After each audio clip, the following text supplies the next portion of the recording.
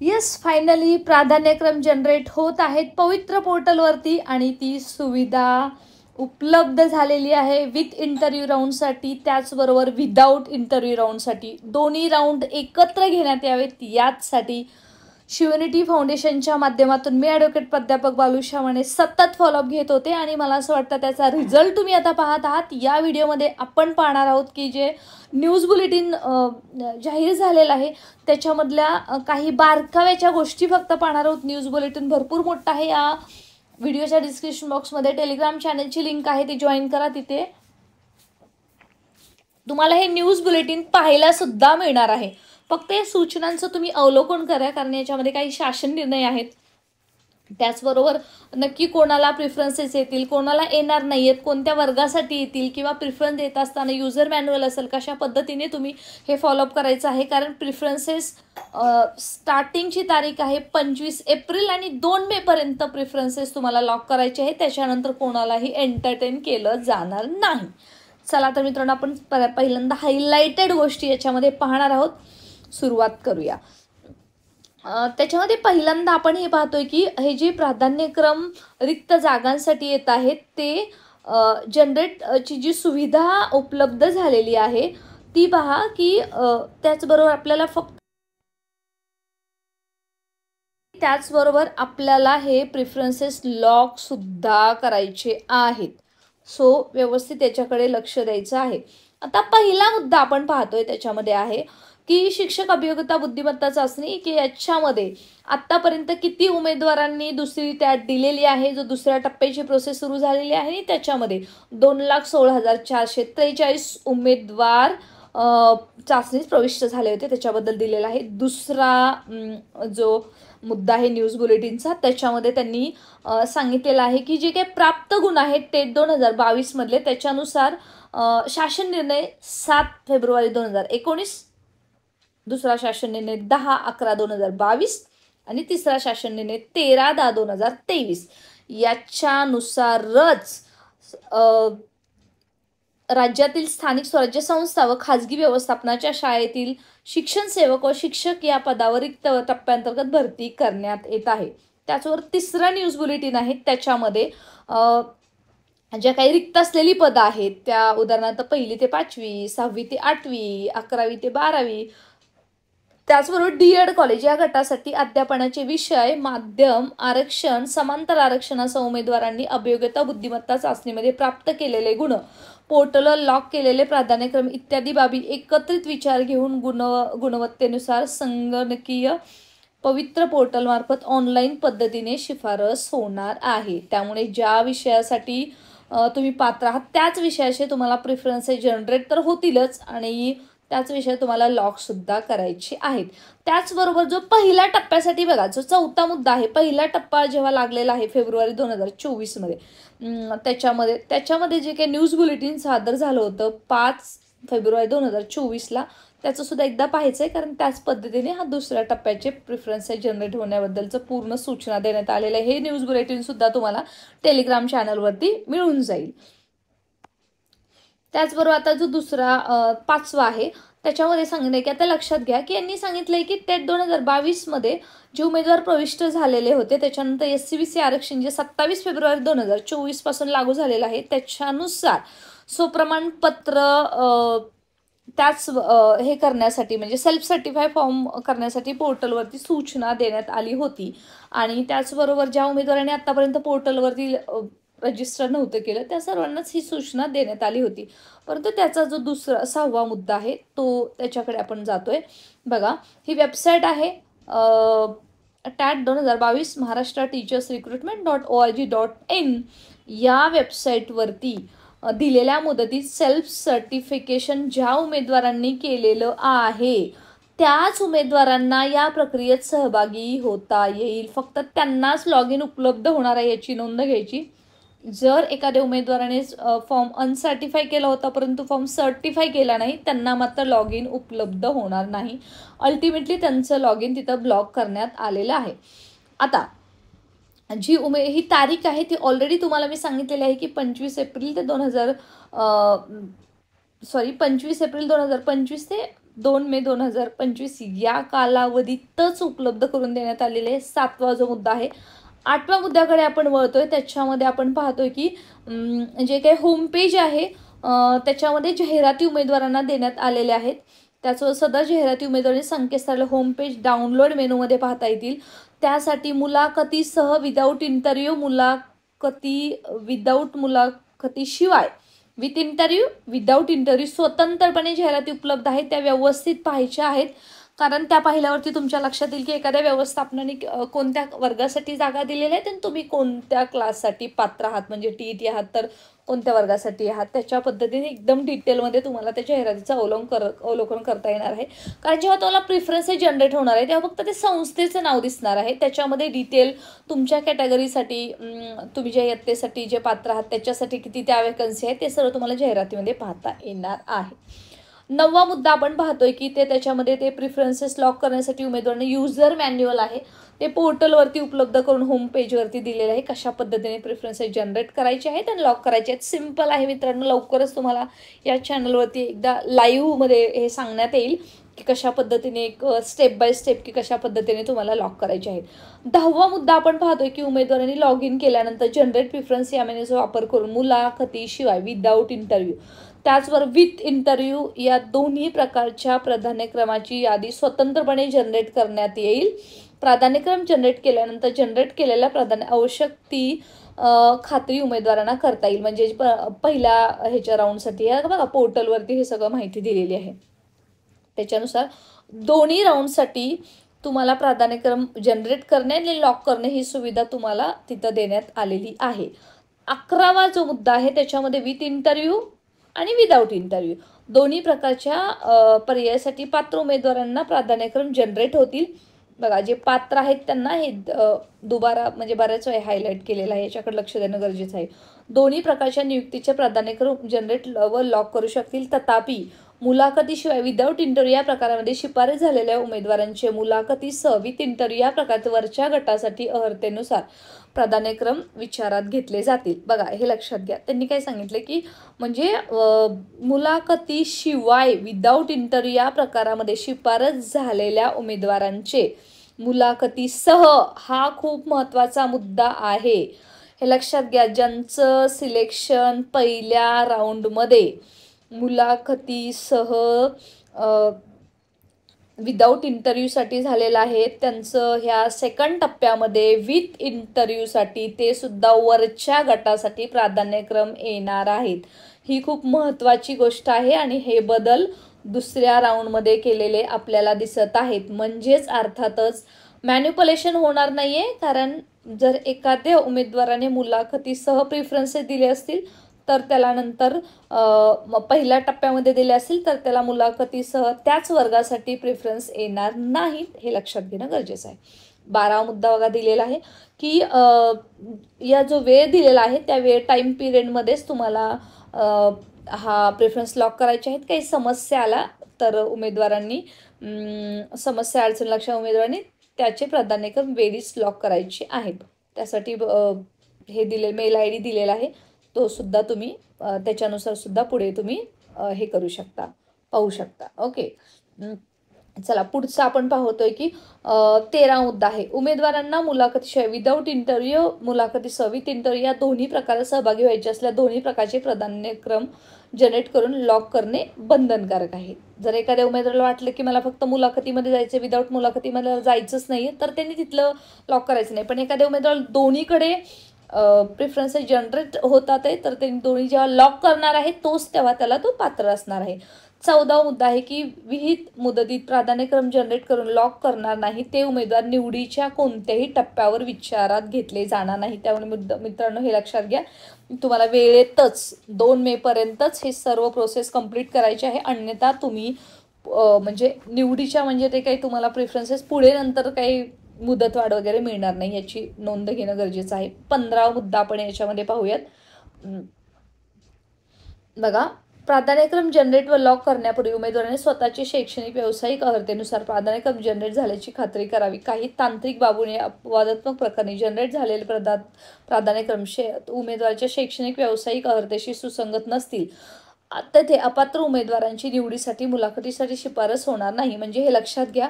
त्यामुळे जर तुम्हाला असं वाटत असेल एखाद्या उमेदवाराला की मी 6वी ते 8वीसाठी पात्रच नाही आहे, माझं फक्त TET-1 होतं, TET-2 तरी पण मला प्रेफरन्स जनरेट झालेत, परंतु तरी तुम्ही जर प्रेफरन्सेस लॉक केले तरीसुद्धा इथे नंतर तुमचं डॉक्युमेंट व्हेरिफिकेशन करताना तुम्ही त्याच्यातून बाद होणार आहात. तर अशा उमेदवारांनी सतसत विवेकबुद्धीचा वापर करून त्याच गटासाठी जे तुम्ही एलिजिबल आहात त्याच्यासाठीच प्रिफरन्सेस लॉक करायचे आहेत, जरी तुम्हाला चुकून पोर्टल थ्रू आले असले तरी. आणि मग अर्थातच जर उमेदवार पात्र नसलेल्या पदावर नियुक्ती मुलाखतीसाठी शिफारस झाल्यास उमेदवार स्वतः जबाबदार राहणार आहे, कारण तो एकदा एका ठिकाणी निवड झाली की तो दुसरीकडून जिथे एलिजिबल होता तिथून सुद्धा त्याला संधी मिळणार नाही. त्याच्यासाठी मित्रांनो हे लक्षात घ्या की तुम्ही ज्याला पात्र आहात प्रिफरन्स जरी आले म्हणून कुठंही तुम्ही हे करू नका.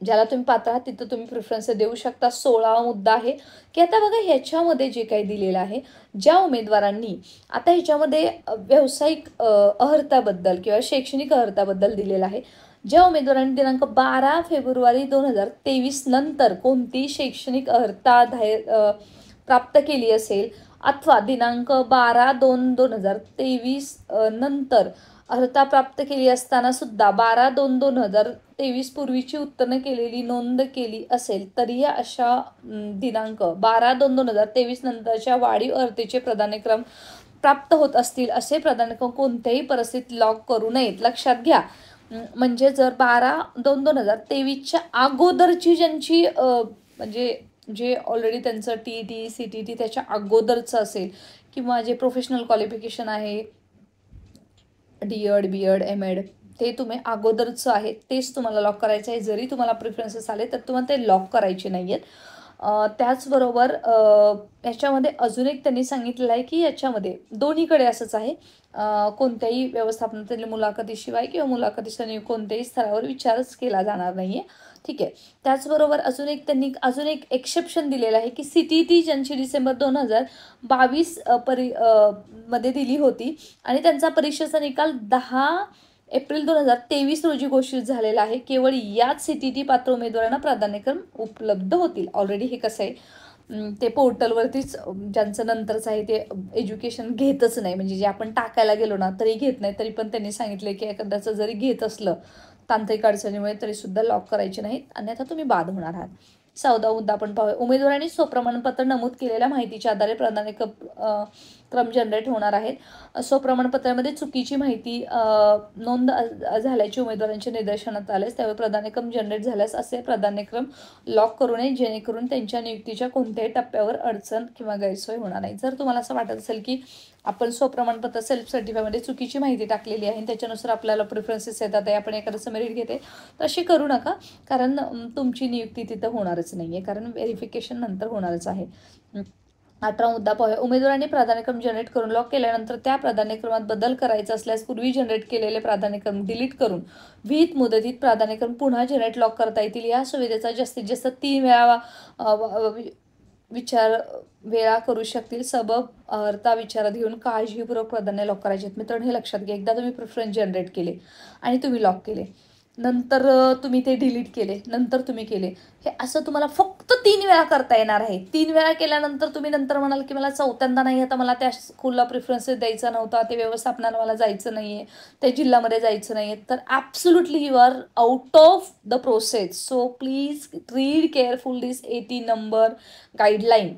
त्याच्यानंतर आहे 19 नंबरचं आपण पाहतोय की न्यूज बुलेटिन. उमेदवारांनी ज्या क्रमाने प्राधान्यक्रम लॉक केलेले आहेत त्या क्रमाने TET 2022 परीक्षेतील गुणवत्तेनुसार प्राधान्यक्रम विचारात घेतले जातील.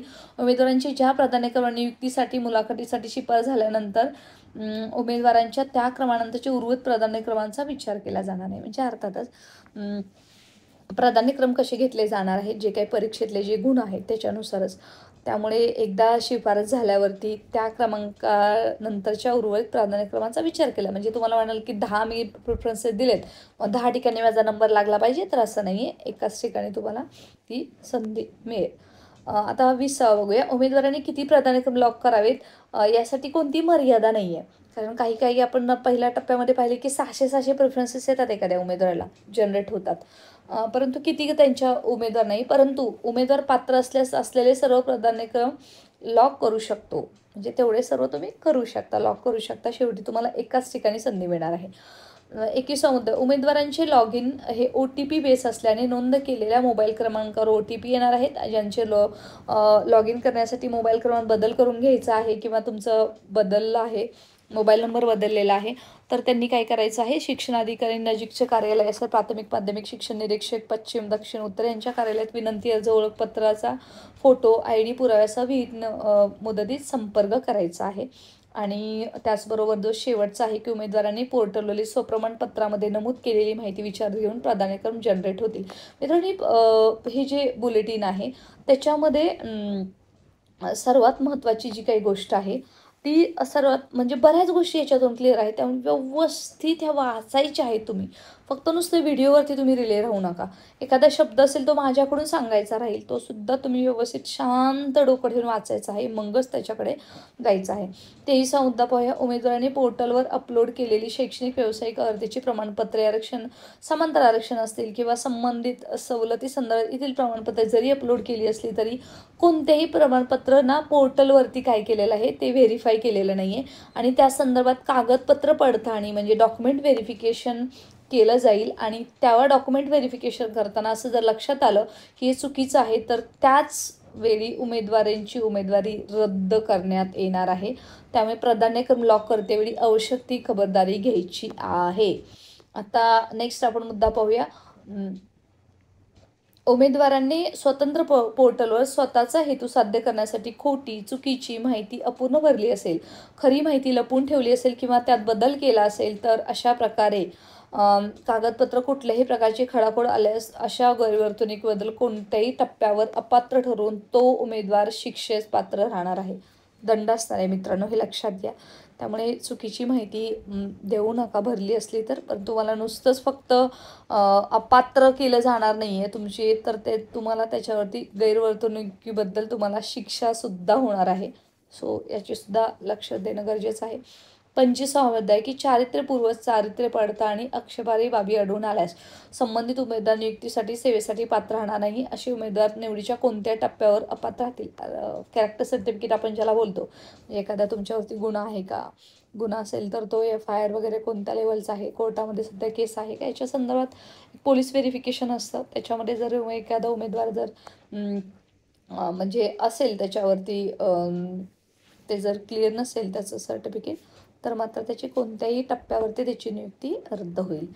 किंवा एखाद्या उमेदवाराने नंतर पैसे देऊन पहिल्यांदा एक सर्टिफिकेट आणलं, नंतर लक्षात आलं की नाही त्याच्यावरती तेव्हा गुन्हे दाखल होते. तर अशा गोष्टी आहेत. गुन्हासुद्धा कोणत्या प्रकारचा गुन्हा हे सुद्धा समजून घेणं गरजेचं आहे. ठीक आहे. 26वा पाहूया. उमेदवारांनी प्राधान्यक्रम लॉक केल्यानंतर त्यांची प्रिंट घेण्यासाठी लॉग इन केल्यावर रिपोर्ट्स या मेनूमध्ये मुलाखतीशिवाय या प्रकारासाठी view lock preference without interview तसेच मुलाखतीशिवाय या प्रकारासाठी view lock preferences with interview त्यावर क्लिक केल्यावर प्रिंट काढता येईल. हे आपण एकदा स्टेप बाय स्टेप गाईडमध्ये हे तुम्हाला सांगताच येईल. उमेदवार एकाच व्यवस्थापनातील एकापेक्षा अधिक गटासाठी विषयासाठी शैक्षणिक व्यवसायासाठी इतर अनुषंगिक अर्थ धारण करत असल्यास त्या व्यवस्थापनाचे असे एकापेक्षा अधिक प्राधान्यक्रम उपलब्ध होतील. आता लक्षात घ्या, एकाच गटासाठी विषयासाठी व्यावसायिक हे डबल मी का वाचते, कारण त्या एकाच व्यवस्थापनाचे एकापेक्षा अधिक प्राधान्यक्रम उपलब्ध होऊ शकणार आहेत कारण ते उमेदवार त्या गटासाठी पात्र आहे. लक्षात घ्या. 28वा मुद्दा आहे. मागासवर्गीय उमेदवार खुला प्रवर्गासाठी पात्र असल्यास वय, शैक्षणिक अर्हता तसेच TET CTTचे गुण इत्यादी बाबी विचारात घेऊन खुल्या प्रवर्गाच्या पदाचे प्राधान्यक्रम जनरेट होतील.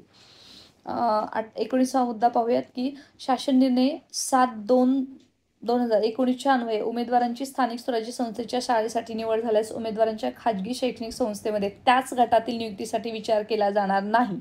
हे ऑलरेडी सांगितलेलं आहे 7/2/2019च्या जी अनुसार 13/10/2023च्या जी अनुसार. म्हणजे थोडक्यात काय की याच्यामध्ये असं सांगितलेलं आहे या न्यूज ह्याच्यामध्ये की एखाद्या उमेदवाराची म्हणजे स्थानिक स्वराज्य संस्था असो किंवा खाजगी स्वराज्य संस्था असते 1 ते 5 साठी जर पहिल्या टप्प्यामध्ये निवड झाली असेल तर दुसऱ्या टप्प्यामध्ये तो 6 ते 8 साठी पात्र आहे.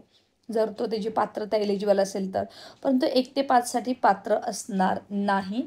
म्हणजेच विविध टप्प्यामध्ये जाहिरात येणार असल्याने एखादा उमेदवार निवड झालेल्या अशा उमेदवाराने पुन्हा नव्याने येणाऱ्या जाहिरातीनुसार अर्ज केल्यास तो निवडीसाठी याच गुणवत्तेनुसार पूर्वी शिफारस केलेल्या गटापेक्षा वरच्या गटासाठी पात्र राहील. म्हणजे एखादा उमेदवार जर पहिल्या टप्प्यामध्ये 1 ते 5साठी